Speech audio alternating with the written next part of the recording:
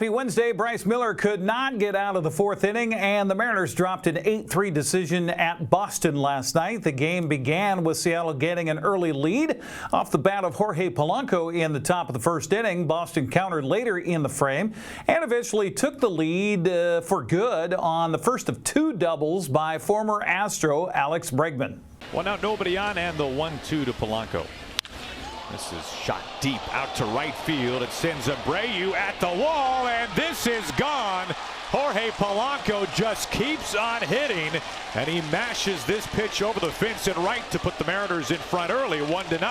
Now the Mariners have had some early offense on this road trip. This is at 2 strikes as well. He gets a pitch he can absolutely handle as they begin.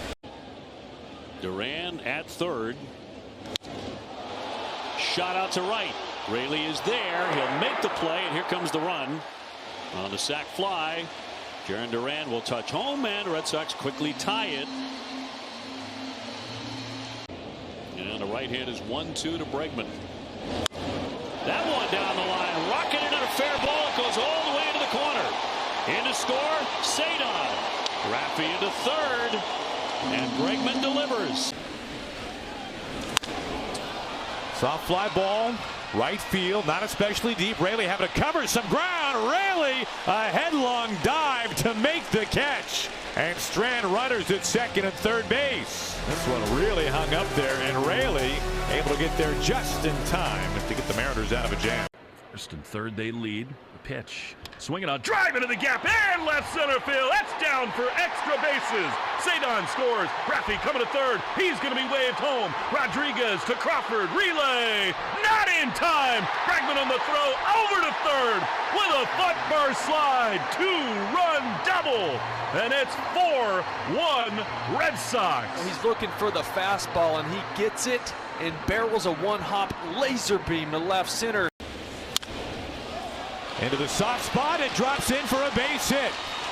Williamson scores. Dylan Moore around third. He scores standing. J.P. Crawford with 2 outs brings the Mariners within a run. Great job right there for J.P. Big at bat turns the lineup card over, and the Red Sox go back to the bullpen here in the 6th. High fly ball center field. Rodriguez backing up, backing up. It is gone. Home run, Tristan Casas. He gets it out to straightaway center, and the Red Sox blow it open. Oh, he was due high into the night for a 3-run blast. His second home run of the year. Boy, was that needed. For him.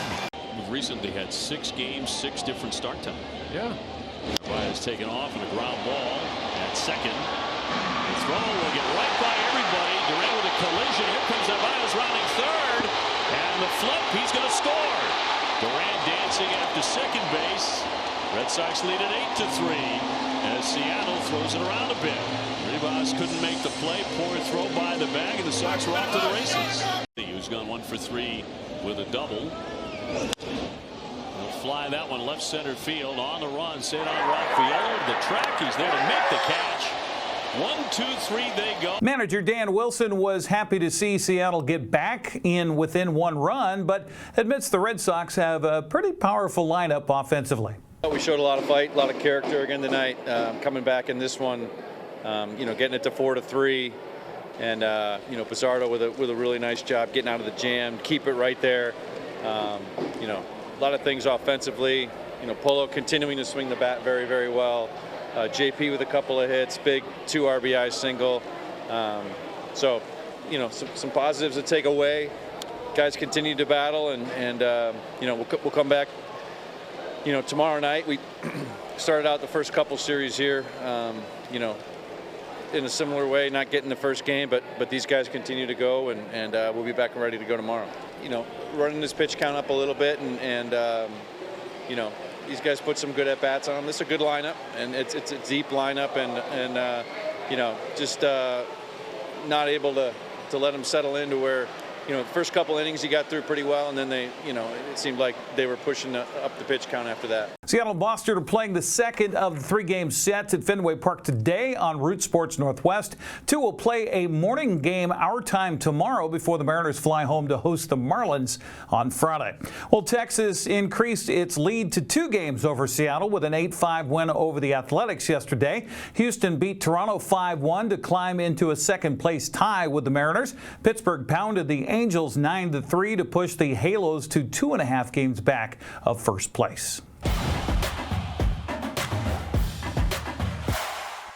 Eastmont and Moses Lake dropped heartbreaking Big 9 soccer matches last night. Wildcats fell at Sunnyside 1-0, while the Mavericks dropped a 2-1 decision at West Valley. In CWAC play yesterday, Toppenish topped Ephrata 4-1, while Quincy beat Sela 3-1. Cashmere picked up an SCAC win over Count of Benton by a score of 4-0. In North Central A-B action, Manson blanked Omak 1-0. Cascade got by Liberty Bell 2-0. Bridgeport tripped Tonasket 2-0. Eastmont and Moses Lake baseball teams picked up wins yesterday. The Wildcats stopped Sunnyside 15-6, while the Mavericks downed Davis 13-3. Ephrata edged Quincy 5-3. Chelan shut down Omak 5-1. Okanagan edged Lake Roosevelt 3-2. Liberty Bell blanked Brewster 12-0. On the fast pitch diamonds yesterday, Wenatchee and Eisenhower split a doubleheader with the Cadets taking the opener 14-13. Panthers won the nightcap 19-7. Mount Size silenced Moses Lake 10-0. Ephrata swept Othello 8-5 and 4-3. Tonasket beat Bridgeport 16-1. Lake Roosevelt topped Okanagan 11-4. And Liberty Bell beat Brewster 18-17. The Cascade girls on the road at Liberty Bell today.